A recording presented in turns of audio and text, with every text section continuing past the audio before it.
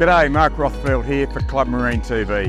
Today we have a double treat in store as we're testing not one but two Aussie-built Whittley runabouts, the CR2080 Sports Cruiser and the Sea Legend 22 Hardtop, both with outboards.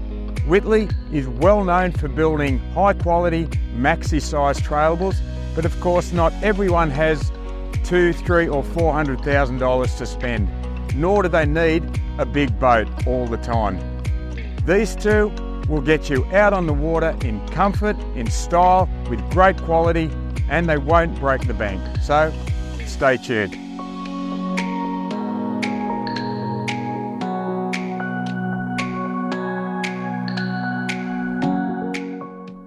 We're starting with the 2080 because it's a handy size and also handily priced, whereas the SL22 is just that next step above. It is the smallest boat in the sports cruiser range, but they haven't compromised on the quality, the finish, the features. This boat is easier to tow, it's easier to stow, and easier to handle in so many ways. Starting off, the 2080 is fitted with a 150 Merc. That's the standard power and also the maximum power. Nice boarding platforms, good access aft. There's a retractable swim ladder and you can climb easily aboard. These quarter seats are a great place to sit, but when you want to switch over into fishing mode, they can easily remove. Same with the bait board. You can use it for fishing, but you can also use it to cut up your food. For summer boating, this whole area can be covered by an extended bimini, and in winter, or when you're sleeping aboard, it can be fully enclosed with clears. The 2080 is rated to carry 6 passengers, has a beam of 2.2 metres, which is well under the towing limits. For lunches, you can put some side seats here and the quarter seats and then lift up this table, and it very comfortably seats 4 people. Whittley is very clever with space utilisation, and here's a great example. Underneath the driver's seat is a moulden sink. There's 40 litres of fresh water aboard, so you have running water here and also a freshwater shower when you come in from a swim. On the port side, same arrangement, but you get a single burner induction stove, so you can catch breakfast and cook it straight away right here. The dashboard underwent a design refresh about 12 months ago to reflect the fact we no longer have multiple gauges. Instead, there's a 9-inch multifunction Simrad screen, pride of place front and centre. The 2 gauges are presented beautifully in their own little moulding to the side. You have your VHF radio, Fusion stereo, all close to hand, and the Whittley switchboard panel. Flow-through ventilation into the cabin is really good, and there are side windows to give you that water view and a little bit more light down here. It has a zipped cabin divider which you can use to enclose the cabin for privacy when you're using the porta potty that's beneath this seat or as a change room. 21 feet is still a decent sized boat, so reasonable sitting headroom, and it has a 1.8 metre berth that is actually quite wide at the front. This hull is a little bit fuller forward than the 22 hardtop, so you get just that little bit extra space even though the beds are the same length. Perfect for overnighting.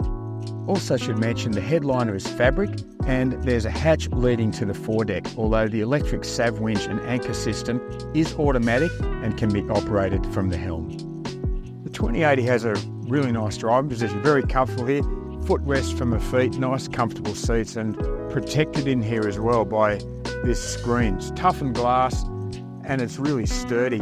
Often you get a vision impairment, your eye line's interrupted by the screen itself, but in this case I can see perfectly clearly underneath, and you can stand to see over as well. There is foam filling underneath the floor. That gives it the critical reserve buoyancy you need in the unlikely event of a swamping, but it also makes it so much quieter. Bring it up onto the plane now, and there's a really good bite there from that prop, and we are away. At 19 degrees, just gives it a little bit more efficiency.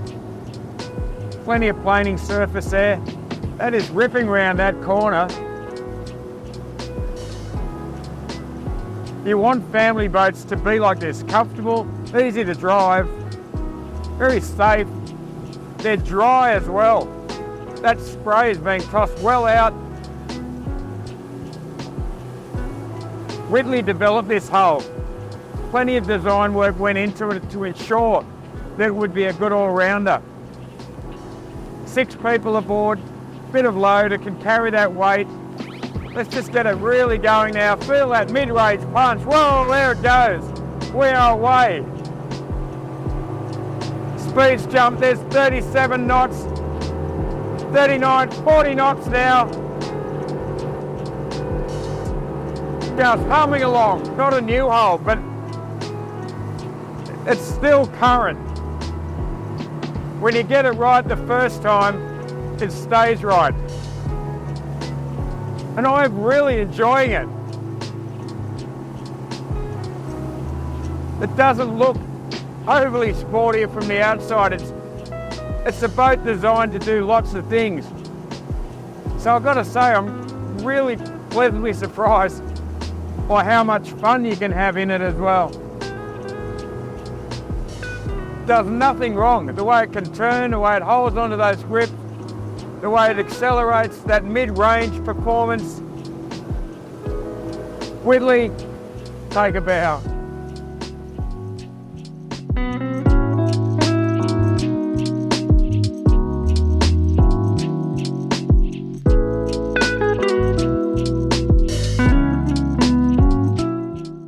On the SL22 hardtop now, and you can see some differences. Yes, it is a fishing boat, but it's got a softer core than those true blue blokey battle wagons. Of course, there are also some great fishing features. A luxurious fiberglass baitboard, has a rocket launcher, it's got a liberal sprinkling of rod holders, padded coaming, thigh height, which is really nice. And this cockpit's going to be the fisherman's friend when you're offshore. You can get right to the edges. The boarding platform, if you're into spear fishing or scuba diving, there's a really nice ladder aft. On the port side step, there is a live bait tank. So again, using every inch of space. That fishing-oriented cockpit then flows into the main seating area, which is a really nice place to sit. It's midships and you gain plenty of protection from the hardtop. The hull is rated to carry 7 passengers and at the moment there are seating for 6. You can add another bench if you do want to carry more, but I think 6 is really comfortable on a boat of this length. 2 aft-facing lounges here. The starboard side has a huge amount of storage underneath, and in the port side you get a domestic fridge. Underfloor there is an insulated box that you can use as a fish kill tank or an ice box. It does drain out the back past the central fuel tank. The Sea Legends cabin is surprisingly large for a boat that devotes all that room to the cockpit for fishing. Really good headroom. It's nice to see it has a headliner, so typical Whittley quality.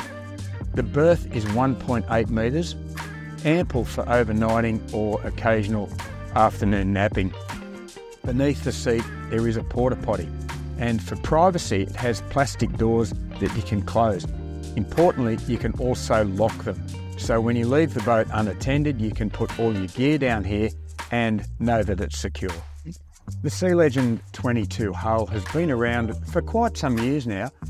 It resulted from a collaboration with Rayglass in New Zealand, and that company was particularly well known for its hulls. They were seaworthy, stable, really good, efficient performing hull. So it made a lot of sense when you add the build quality that Whittley is renowned for as well. The Sea Legends run 23 degrees of dead rise, which just gives them that little bit more offshore performance. You know, they are a fishing boat. They're designed to go long distances out to the reef and so on. Minimum horsepower is 150. That's where you'd start.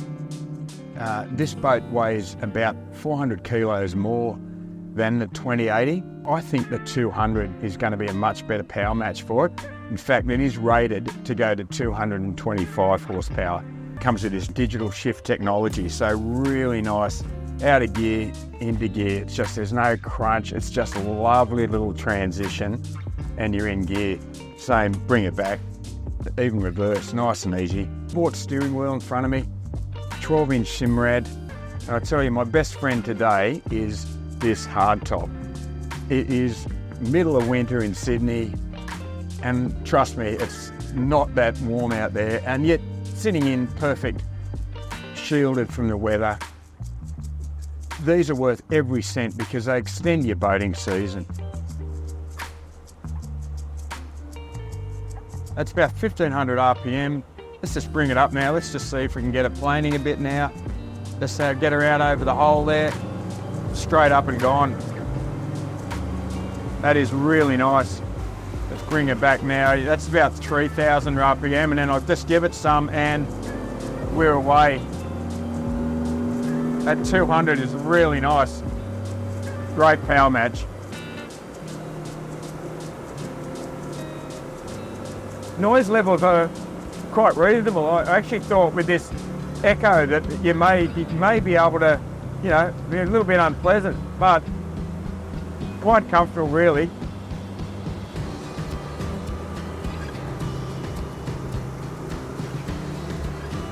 Really responsive.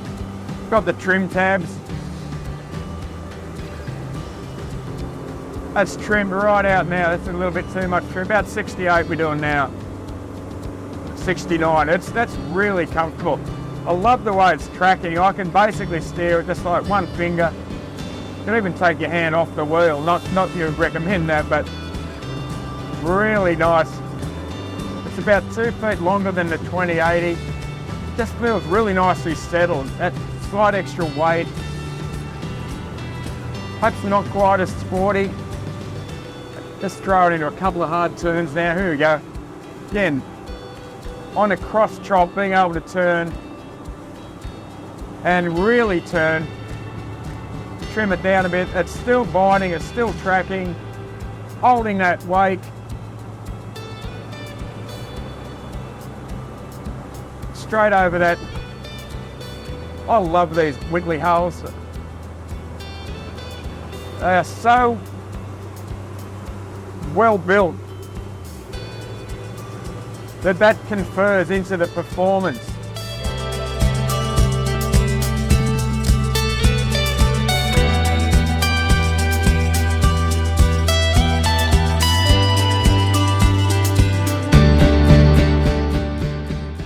It's been really interesting and enjoyable to drive both of these Whittleys. They're not vastly different in size or spec levels, but they will appeal to different markets.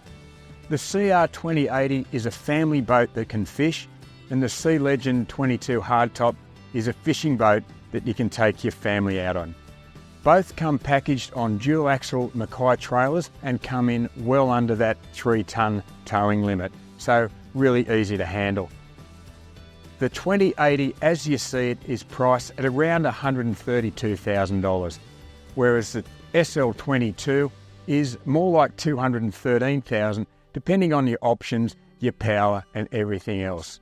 I reckon you'll have to go a long way to find a boat with better finish or with that combination of fishing and family boating covered.